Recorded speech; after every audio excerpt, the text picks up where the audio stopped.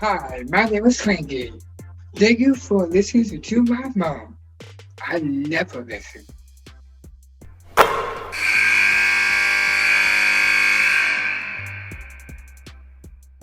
Nothing but net keeps on rolling on, and we've got the head coach of Davidson, Gayle Fulks.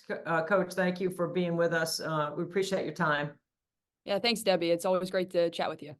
Hey, listen, the A10's brutal, right? And your non-conference schedule set you up for success. Let's talk about your non-con a little bit because you had quite a bit of success in the non-conference.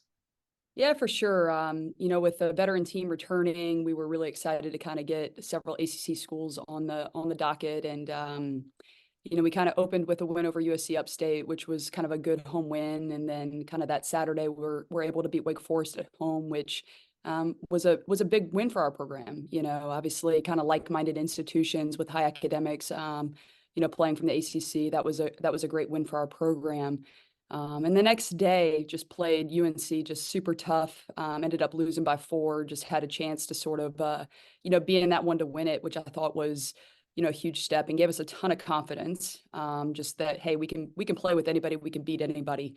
And then that Thursday night, beat Duke and Cameron Indoor, just kind of behind a really balanced team. I mean, just had several people in double figures, and really led the whole way against those guys, which was pretty cool. And then from there, we kind of steamrolled through, beat the rest of our schedule kind of in non-conference play, including a huge win over UNC Charlotte at their place, where we were able to kind of keep the 704 Cup. So I don't know how many people know out there, but we're one of the only, if not the only, trophy game right now in women's basketball, where we actually, have a trophy that, is between the two programs, and whoever wins that game gets to keep it. And I tell all our girls all the time, I'm like, that trophy stays in our locker room and it better never leave. And so, for us, it's still sitting in our locker room, which is pretty cool.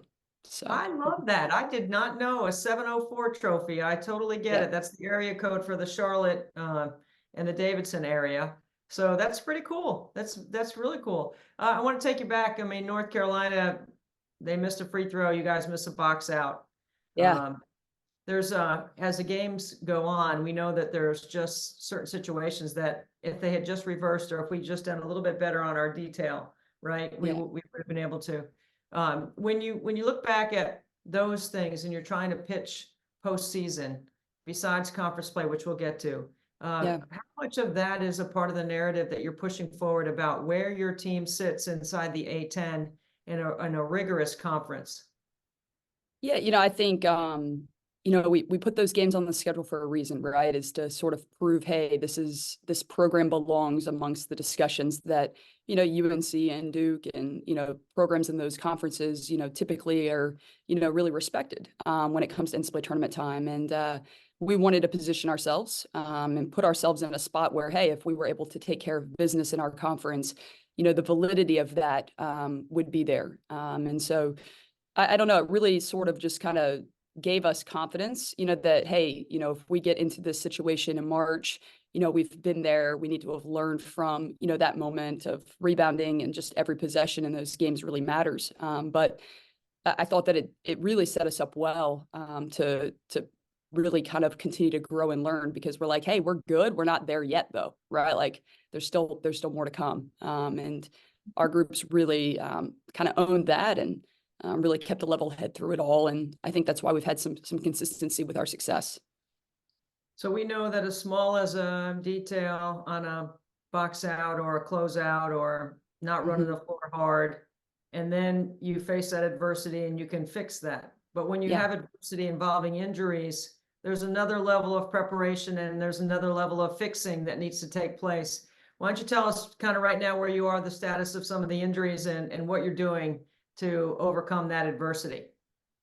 Yeah, we started the year out with kind of 2 upperclassmen kind of getting injured early, so they weren't part of the season. So we kind of knew going into the year, hey, the margin for error is a little smaller. Our roster size was kind of at 11 of healthy bodies kind of moving into the start of the year.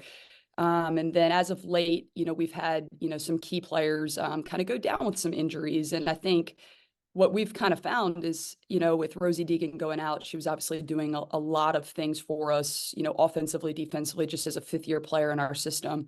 But what we've kind of found is that, our system is really adaptable and that we've been able to sort of evolve, move some people around and find success in some different ways. We've been kind of in and out of the lineup with Ellie Sutphin, who was a preseason all-conference player. She missed 6 games early, kind of came back and is currently out for kind of a short-term, we hope, kind of injury situation. But what we found is, hey, we can evolve, we can adapt, and we're actually finding more ways to win, and more ways to do things that are maybe a little more unconventional, but can be successful. And so that's kind of what I've been preaching to our team over this last month, is that we've had to evolve, we've had to adapt. And doing that in the middle of the season is not easy, right? Like that's not, what everybody's doing right now. But for us, I think it speaks to maybe a higher level of potential too, in that, hey, we're still evolving, we're still getting better. And I think the best basketball of our current group is actually ahead of us. And that's really given me a lot of hope and optimism heading into February with the team we have, because we still have some really great players. And I think we can get them playing even better than we are right now, which is exciting. Isn't that the challenge as a coach, to the essence of teaching, right? To take somebody a place that they didn't think they could get on their own, or to encourage them to aspire to something greater than maybe they didn't think about. That's essentially what you're doing here. You're trying to lift what you have, get the other ones healthy, and stay competitive in a really tough league. I mean, it's all relative, right? I mean, the A-10 is a really hard league. You don't have to compare it to other Power Fives or whatever. Just the like resources inside a conference like the A-10. It's every night is tough. And there's a lot of great coaches. I think that's, a lot of different styles. When you look at the A-10, there's people winning with 5-out motions. There's people winning playing ball screen. There's people winning playing through post play. There's people that are running kind of more mover blocker type stuff. It's like, you're really having to guard a lot of different actions pretty regularly. And I think that's the fun part, right? Is that there's a lot of strategy involved. And for us, we're trying to do the same things and really kind of position ourselves with the group we have now to be able to beat anybody come conference tournament time. That's the part that I love. That's the way I see it from the vision from all the coaches that I've been around for so long, and things I've learned from coaches like you. The summer is about concepts and being able to understand what we want to do, how we want to guard certain things. And then you get into what you just described as a competitive league with lots of different looks that will prepare you for whatever you need. But that's what the summer's for, is to help you get ready for that stuff. So the strategy and moving pieces around, and that is the fun part, right? Not some of the other stuff you got to deal with as a head coach. The pure fun, drawing it up and executing it. That's what keeps bringing you back, right? Is that it? For sure. I mean, the strategy is the part I really love, and getting to connect with our kids. We've got a great group that are really hardworking and driven in all aspects of their life, and so when they see a challenge, they really see opportunity. And we're all in it together. I talk about it a lot with our team. Is I feel so fortunate that we have kind of an all of us against the world kind of mentality, and the cohesiveness we have is just something I think is really special. And for us, that's what we're leaning in on right now, right? Is, hey, like we've got all of these ingredients, let's figure out a way to make it the best version of us. And I feel like, that's coming along, and of course the margin for error when you've got injuries and things are a little smaller. You got to avoid silly fouls. You've got to, keep things, pretty tight with some stuff. But this group is, really mature, has a lot of experience, and has a huge will to win. So it's been a blessing. It's been a lot of fun.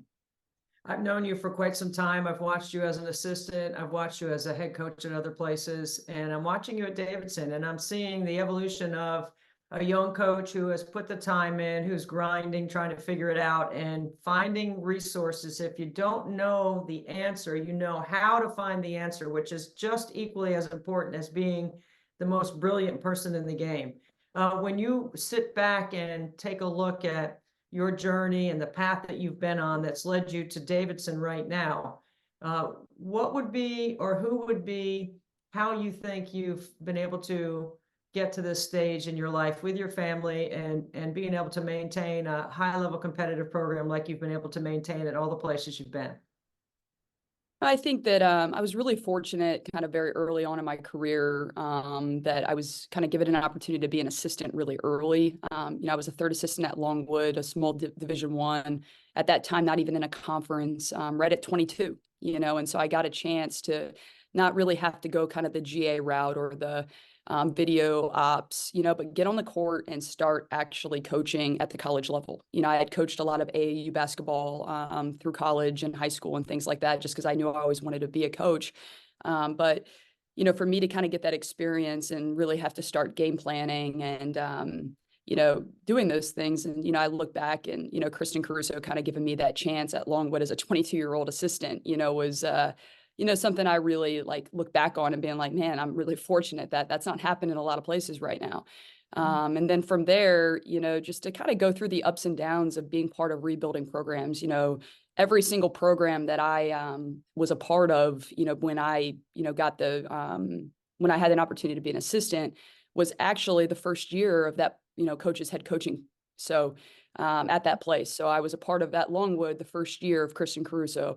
I was a part at UNC Greensboro with Wendy Palmer in her first year. I was a part with Jen Hoover at Wake Forest in her first year at Wake. And then, so I thought that I was really well prepared when you look at it to be having to take over something. I'd always been part of the takeover, and particularly some programs that weren't in great shape, right? That's why they were making a change. And so when I got to Davidson, the program wasn't in great shape. It was, one of the reasons I was hired. And, I felt a lot of confidence, even as a first-time head coach, that, hey, I've been there, I've done it. And something I really believe in is, hey, if you've been doing the work, you'll be prepared for when those things happen. And I just didn't feel like I had any real shortcuts to get there. I thought that I'd kind of been part of it at a lot of places. And so building this, I knew it wasn't going to be a one-day thing. It was going to be something where we had to really buy into kind of a process of building and what can be sustainable at Davidson and building a system and a style that you can really recruit to. It's a special place. It's a unique place. And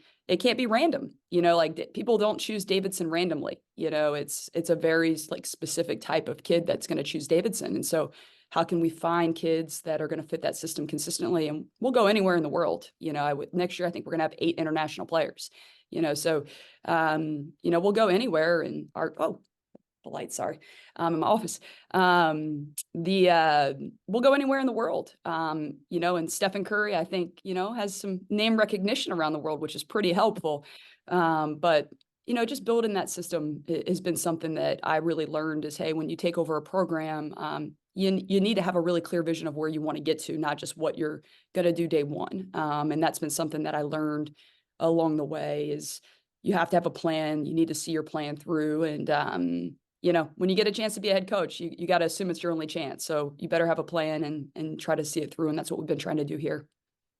I love that whole answer. I love the vision that comes with it. I love that you haven't forgotten where you came from, and you have a rising star, Gayle, and we're wishing you the best. Before I let you go, one more question. Davidson does have an incredible basketball brand, was one of the greatest ambassadors in the history of basketball, right? Steph or Sabrina? Who you got in the 3-point shooting contest? I'm going with Steph all day, every day. Okay. I love Sabrina. I love what she's doing for women's basketball. And I love what Steph's doing for women's basketball. I think the game's growing, and I just feel so fortunate that we have, our most famous alum that is so supportive of it as well. And, but I'm going with Steph. So Sabrina's pretty good. Thank you so much for being with us on Nothing But Net. You're awesome. We wish you well the rest of the season. Thanks, Gayle. Thanks, Debbie.